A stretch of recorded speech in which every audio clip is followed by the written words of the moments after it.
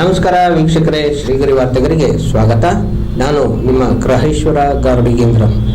ದಿನಾಂಕ ಏಪ್ರಿಲ್ 2, 2026ರಂದು ಅಖಿಲ ಭಾರತೀಯ ವಿದ್ಯಾರ್ಥಿ ಪರಿಷತ್ ಮೈಸೂರು ವತಿಯಿಂದ ವಿಷಯ ಡ್ರಗ್ಸ್ ಮಾಫಿಯಾ, ಮಾದಕ ವಸ್ತು ಸೇವನೆ ಹಾಗೂ ಮಾರಾಟ ನಿಯಂತ್ರಣ ಕುರಿತಂತೆ ಕಠಿಣ ಕಾನೂನು ಕ್ರಮಗಳನ್ನು ತೆಗೆದುಕೊಳ್ಳಬೇಕೆಂದು ಅಗ್ರಹಾರ ಸರ್ಕಲ್ನಲ್ಲಿ ಕಾಲೇಜು ವಿದ್ಯಾರ್ಥಿಗಳಿಂದ ಪ್ರತಿಭಟನೆ ನಡೆಸಲಾಯಿತು. ಹಾಗೂ ಪಾಟೀಲ್ ನಾರಾಯಣ ರೆಡ್ಡಿ, ಜಿಲ್ಲಾ ಸಂಚಾಲಕ, ಅಖಿಲ ಭಾರತೀಯ ವಿದ್ಯಾರ್ಥಿ ಪರಿಷತ್, ನೂರಾರು ವಿದ್ಯಾರ್ಥಿಗಳು ಭಾಗವಹಿಸಿದ್ದರು.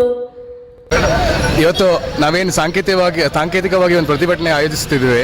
ಇದು ಪ್ರತಿಭಟನೆ ಉದ್ದೇಶ ಏನಂದರೆ, ಈಗ ಕಳೆದ ವಾರದಲ್ಲಿ ಒಂದು ಹುಣಸೂರಿನಲ್ಲಿ ಏನು 12 ಕೋಟಿ ಮೌಲ್ಯದ ದಾಸನಹಳ್ಳಿ ಒಂದು ಡ್ರಗ್ಸ್ ಏನು ಸಿಕ್ಕಿತ್ತು, ಆ ಡ್ರಗ್ಸ್ದ ಒಂದು ವಿಚಾರವಾಗಿ ಇವತ್ತು ನಾವು ಇಲ್ಲಿ ಹಮ್ಮಿಕೊಳ್ತಿದ್ದೇವೆ. ಈಗ ಏನಾಗಿದೆ ಅಂದರೆ, ಇದು ಸ್ವಲ್ಪ ದಿವಸ ಮುಂಚೆ ಮೈಸೂರು ನಮ್ಮದು ಸಾಂಸ್ಕೃತಿಕ ನಗರ ಆಗಿತ್ತು. ಆದರೆ ಇವಾಗ ಹೆಂಗೆ ಆಗ್ತಿದೆ ಅಂದರೆ, ಮೈಸೂರೊಂದು ಡ್ರಗ್ಸ್ ನಗರಿ ಆಗಿ ಕನ್ವರ್ಟ್ ಆಗ್ತಿದೆ. ಸ್ವಲ್ಪ ದಿವಸ ಮುಂಚೆ ಅಲ್ಲಿ ಅಷ್ಟೇ, ಒಂದು ಸ್ವಲ್ಪ ತಿಂಗಳ ಮುಂಚೆ ಒಂದು 400 ಕೋಟಿಗಿಂತ ಅಧಿಕ ಡ್ರಗ್ಸನ್ನು ಮಹಾರಾಷ್ಟ್ರದಿಂದ ಪೊಲೀಸರು ಬಂದು ಇಲ್ಲಿ ಜಪ್ತಿ ಮಾಡಿದರು. ಆದರೆ ಇವಾಗ ಏನಾಗಿದೆ, ಅದೇ ಥರ ಈಗ ಹುಣಸೂರಲ್ಲಿ ಒಂದು ಫ್ಯಾಕ್ಟ್ರಿ ಸಿಗಾಗ್ತಿದೆ.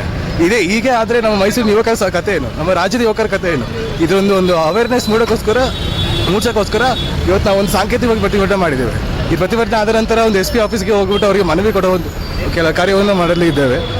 ಸೊ ಇದಕ್ಕೆ ಆಗಿ ನಮ್ಮ ಸಾಂಕೇತಿಕ ಪ್ರತಿಭಟನೆ ಮಾಡಿ ಇದಕ್ಕೆ ನಮ್ಗೆ ಸ್ಪಂದಿಸಿದ ಎಲ್ಲ ಆರಕ್ಷಕರು ಹಾಗೂ ಮೀಡಿಯಾದವರು ಅವರಿಗೆಲ್ಲರಿಗೂ ತುಂಬ ಹೃದಯ ಹೇಳ್ತೀವಿ.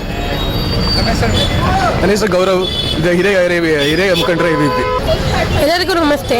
ಅಖಿಲ ಭಾರತೀಯ ವಿದ್ಯಾರ್ಥಿ ಪರಿಷತ್ ಇವತ್ತು ಪ್ರತಿಭಟನೆ ಮಾಡ್ತಿರೋ ವಿಷಯ ಏನಂದರೆ, ಹುಣಸೂರಲ್ಲಿ ಡ್ರಗ್ಸ್ ಸಿಕ್ಕಿದೆ. 12 ಕೋಟಿ ಮೌಲ್ಯದ ಡ್ರಗ್ಸ್ ಸಿಕ್ಕಿರುವ ವಿಚಾರ ನಮಗೆ ಕಂಡು ಬಂದಿದೆ. ಅದರಿಂದಾಗಿ ನಾವು ಪ್ರತಿಭಟನೆ ಮಾಡ್ತಾ ಇರೋದು. ಮೈಸೂರು ಒಂದು ಯಾವುದಕ್ಕೆ ಒಂದು ಫೇಮಸ್ ಆಗಿದೆ ಅಂತಂದ್ರೆ, ಮೈಸೂರು ಪಾಕ್ ಆಗಿರ್ಬೋದು, ಸ್ಯಾಂಡಲಿಗಾಗಿರ್ಬೋದು ಎಲ್ಲ ಹೇಳ್ಕೊತಾ ಇದ್ದವರು ಈಗ ಎಲ್ಲರೂ ನಮ್ಮ ಮನೆಗೆ ದೂರದಿಂದ ಯಾರ್ಯಾರು ಬರ್ತಾರೆ, ನಾರ್ತ್ ಅವರೆಲ್ಲ ಏನು ಹೇಳ್ತಾ ಇರೋದು ಅಂದರೆ, ಡ್ರಗ್ಸ್ ಅಂದರೆ ಮೈಸೂರು, ಡ್ರಗ್ಸ್ ಅನ್ನೋದು ಒಂದು ಏನು ಹೇಳ್ತಾರೆ ತವರೂರಾಗಿದೆ ಡ್ರಗ್ಸು ಇದು. ಸೊ ಇದರಿಂದಾಗಿ ನಾವು SP ಆಫೀಸಿಗೆ ಮನವಿ ಕೊಟ್ಟು ನಾವು ನಮ್ಮ ಪ್ರತಿಭಟನೆ ಮೂಲಕ ತಿಳಿಸ್ತಾ ಇದ್ದೀವಿ. ಇದು ಕಾನೂನು ಕ್ರಮವಾಗಿ ಕೈಗೊಳ್ಳಬೇಕಾಗಿದೆ. ಇದರಿಂದಾಗಿ ಒಂದು ಯುವ ಜನತೆ ಏನಿದೆ ಒಂದು ಮಾರಕವಾಗಿದೆ. ಭಾರತ ವಿಶ್ವಗುರು ಆಗಲಿಕ್ಕೆ ಸಾಧ್ಯನೇ ಇಲ್ಲ. ಒಂದು ದೇಶ ಅಭಿವೃದ್ಧಿ ಹೊಂದಕ್ಕೆ ಯುವಕರಿಂದನೇ ಸಾಧ್ಯ. ಯುವಕರು ಇದಕ್ಕೆ ಡ್ರಗ್ಸಿಗೆ ಅಡಿಕ್ಟ್ ಆಗ್ತಾನೆ ಇದ್ದರೆ ಒಂದು ದೇಶ ಅಭಿವೃದ್ಧಿ ಆಗಲಿಕ್ಕೂ ಸಾಧ್ಯ ಆಗೋದಿಲ್ಲ. ಇದರಿಂದಾಗಿ ಯುವ ಜನತೆಗೆ ಒಂದು ನಾವು ಎಲ್ಲ ಒಂದು ಏನು ಹೇಳ್ತಾ ಇರೋದು ಸಂದೇಶ ಕೊಡ್ತಾ ಇರೋದು ಏನಂದರೆ, ಇದೆಲ್ಲ ಕಂಟ್ರೋಲ್ ಆಗಬೇಕು. ನಮ್ಮ ರಾಜ್ಯ ಸರ್ಕಾರ ಆಗಿರ್ಬೋದು ಕ್ರಮ ಕೈಗೊಂಡು ಪೊಲೀಸ್ ಅಧಿಕಾರಿಗಳೆಲ್ಲ ಇದೆಲ್ಲ ಒಂದು ಸ್ವಲ್ಪ ಕಂಟ್ರೋಲಿಗೆ ತಗೊಂಡು ಕಾರ್ಯನಿರ್ವಹಿಸ್ಬೇಕಂತ ಕೇಳ್ಕೊಳ್ತೀನಿ.